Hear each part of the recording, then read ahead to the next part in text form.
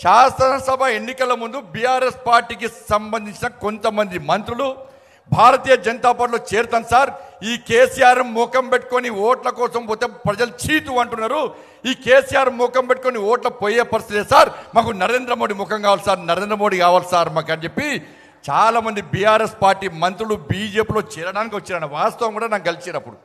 అప్పుడు రాష్ట్ర అధ్యక్షుడు నేనే, నన్నే వచ్చి కలిసిరు. ఈ విషయం తెలుసుకున్న కేసీఆర్ ఏం చేసిందంటే కేసీఆర్ నటించడన్న నటనలో జీవితాడు కుంపలు ముంచాడు తెలివి అంతా కూడా. అది గట్నే ఊరించుకుంటా మాటలు చెప్పి మన బతుకుని బర్బాద్ చేసి నాశనం చేసిండు.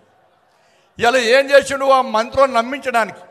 ఇలా ఏ నాయకుడైనా తన మీద విశ్వాసం ఉండే విధంగా ధైర్యం చెప్పలేదు నాయకులకు. కేసీఆర్ మీద పార్టీ నాయకులకు విశ్వాసం లేదు. ఇలా మంత్రులను పిలిచి ఏం చేసిండు, నాకు ఢిల్లీ నుంచి ఫోన్ వచ్చింది, నాకు కేంద్ర మంత్రి పదవి ఇస్తాడట, మరి పోదామా అన్నాడట. ఈ మంత్రులు తిన్నవా బస్ పండి అంటే తిన్నా, పన్నవారా బస్ పంట పన్న అంటారు. వీళ్ళు పోయి కేసీఆర్ చెప్పగానే అరే మన కేసీఆర్ సార్ ఢిల్లీలో మంత్రి అవుతుండట, ఇక మనం బీజేపీ ఎందుకు ఏరాలే అని చెరువు బంద్ చేశారు. బంద్ చేసాక ఏం చేసిండు, మళ్ళా అది క్లోజ్. మళ్ళీ ఇప్పుడేం చేసిండు, ఈయనకట మోడీ గారు ఫోన్ చేశారు పోటీగానికి. నాకు ఈయన పార్టీ గింత పార్టీ పార్లమెంట్లో పార్టీ నుంచి పోటీ చేయడానికే ఎవరు వస్తలేరు. పార్టీకి పార్లమెంట్లో అభ్యర్థులకి వెళ్తలేరు, పోటీ చేయడానికి ఎవరు లేరు. పోటీ చేస్తే తెలంగాణ రాష్ట్రంలో బీఆర్ఎస్ పార్టీ 3వ ప్లేస్, వేరే పార్టీలు లేవట్లే కూడా 4వ ప్లేస్ వస్తుంది. ఈ విచారం ఏమంటాడు, ఈసారి మళ్ళీ మోడీ గారు ఫోన్ చేసినట. నేను మోడీ గారికి నీళ్ళకేం పని లేదే, మోడీ గారికి ఫోన్ చేసిరట, మళ్ళీ ఎన్డీఏలో చేరదామా అని చెప్పి.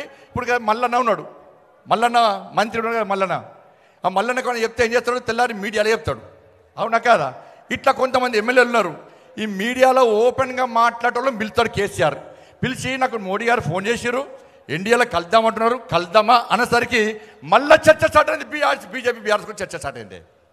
కాబట్టి దయచేసి కేసీఆర్ మాయమాటలు నమ్మకండి. ఇవాళ ఎట్టి పరిస్థితుల్లో కార్యకర్తలందరూ సిద్ధం కావాల్సిన అవసరం ఉంది. తెలంగాణ రాష్ట్ర ప్రజలు కూడా భారతీయ జనతా పార్టీకి మన ప్రియతమ నేత, మన ఆదర్శ మూర్తి అయిన శ్రీ కేంద్ర హోంశాఖ మంత్రులు శ్రీ అమిత్ షా గారికి అందరూ లేచి